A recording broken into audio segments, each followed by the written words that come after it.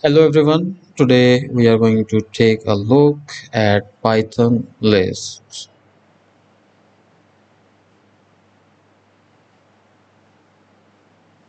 Now just imagine you are going for some grocery at a grocery store. And before going to the grocery store, you prepare your list.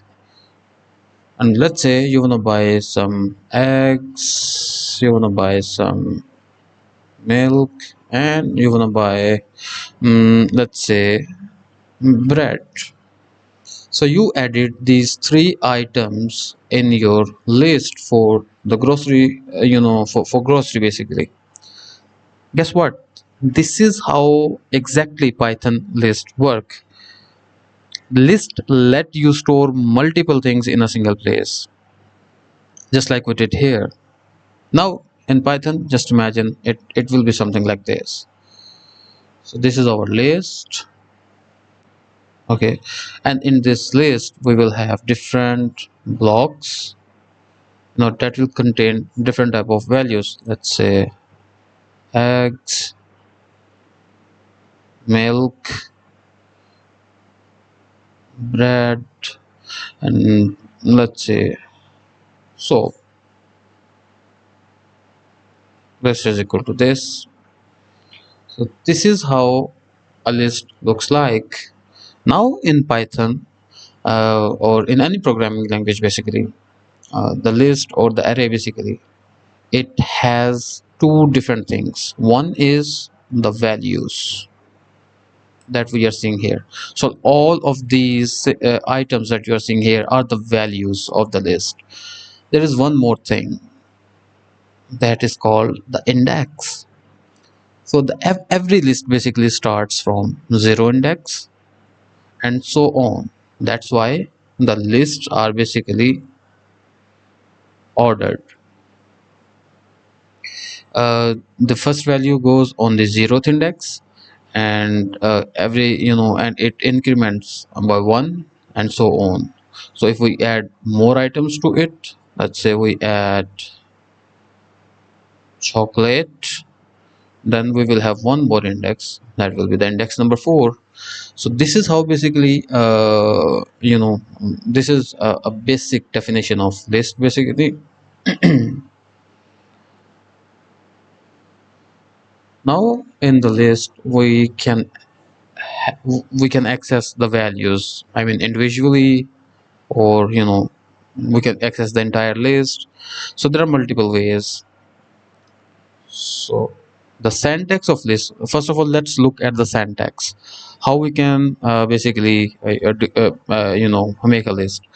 So the list start from square bracket, and then we start passing the values. Let's say I want to pass 1, 2, 9, 12, some random numbers, and we close the list like this. So this is how we can create a list of numbers, and we can name it anything. Like instead of naming it list, I can just say that this is the list of uh, numbers. So this is how we make the list in Python. So let's take a look in the Python notebook. Okay.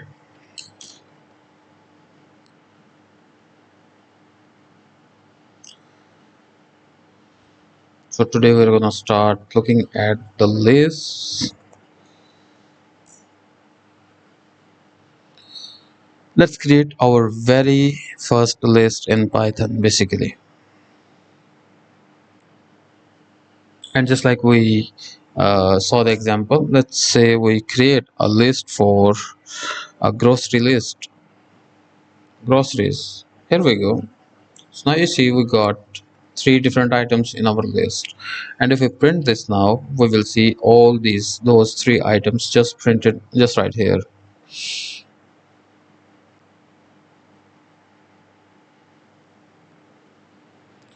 We just created a Python list. It's like a magical box where you can store multiple values together. List can hold numbers, text, or even mix of both. Let's just take a look at that. Let's say we create a random list that is equal to 1, 4 8, and then we say hello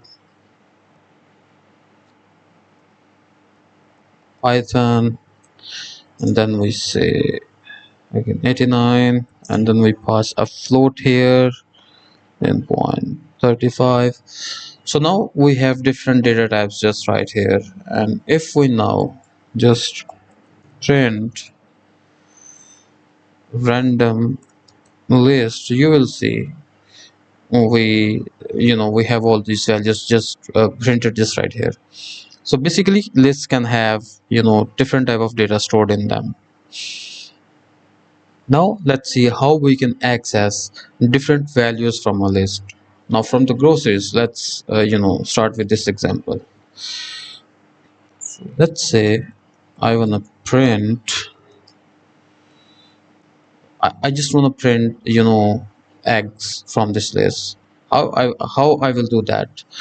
So I will say groceries, and then I will use square brackets, and now I have to see where the eggs are. So as I said that there are the indexes, and the index start from 0. So bread is on 0 index, milk is on 1 index, and the eggs are going to be on the index 2. And if I pass in 2 here and I run this code, I will see the eggs being printed here. I can, if I pass 1 here, I will see milk, because the milk is on index 1. And from the random list, let's say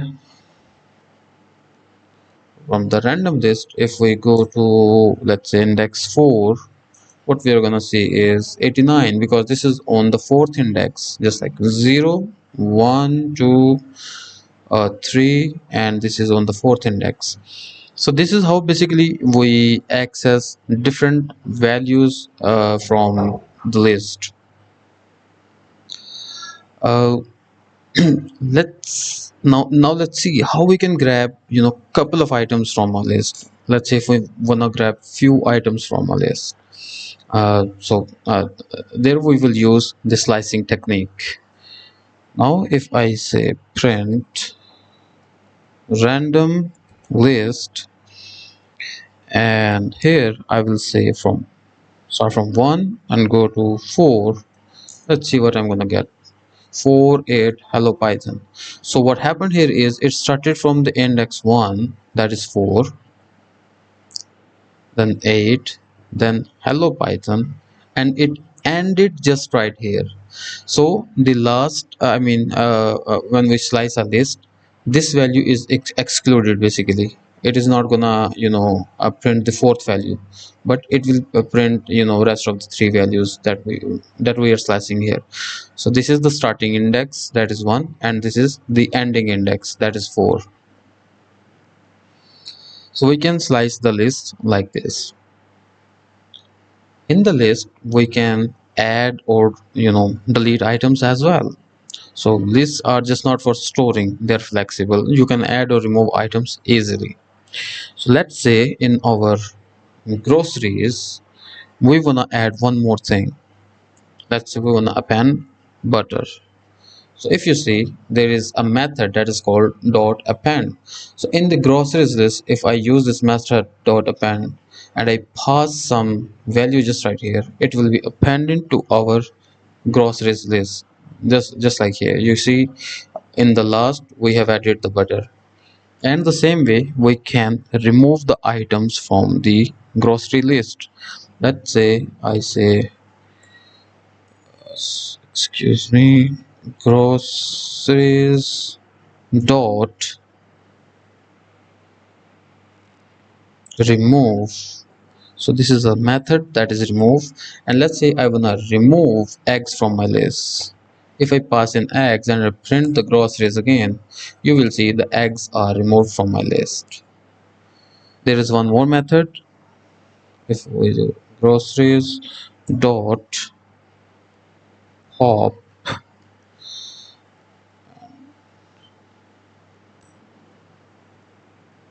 so it has popped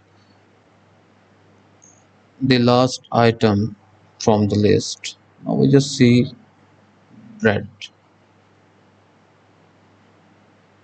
If I run it again, it is going to be empty because I executed this cell for few times.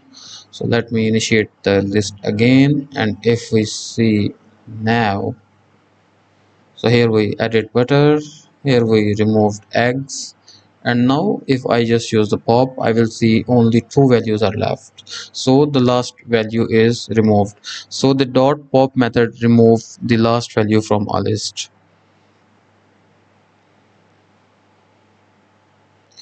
So now, have you ever read your grocery list aloud, like item by item? So for that purpose, if we wanna basically go through these items one by one, the loop comes in. So let's start with the first loop. So let's say for item in, let's start with the, let me initialize the groceries again. So we have few items here. So for item in groceries, print item. Let's see what will happen now. Now you see we got everything printed one by one. I mean, this can be done in case if we want to do any particular operation on every single item. Let's say I wanna buy this item. So now you will see uh, we get this thing for every single item in the list. So this is how our loop works basically. So loops are like a song on repeat that keep going until we stop them. We can also sort the list, and there is a built-in Python method that can be used to sort the list. So let's say if I do groceries dot sort and I print the groceries, now you see the groceries are sorted: bread, eggs, milk. So it is sorted alphabetically. Sorting basically makes everything better. I mean, it's like cleaning your messy room. Now you know all the basic things about Python list. Try creating your own grocery list program and share your result in the comment. If you enjoyed this, hit like and subscribe for more Python magic. Comment below what's your favorite Python concept, and I will try to make a video on that. Before wrapping up, do you know Python was named after Monty Python, not the snake? Crazy? Right. See you in the next video. Python is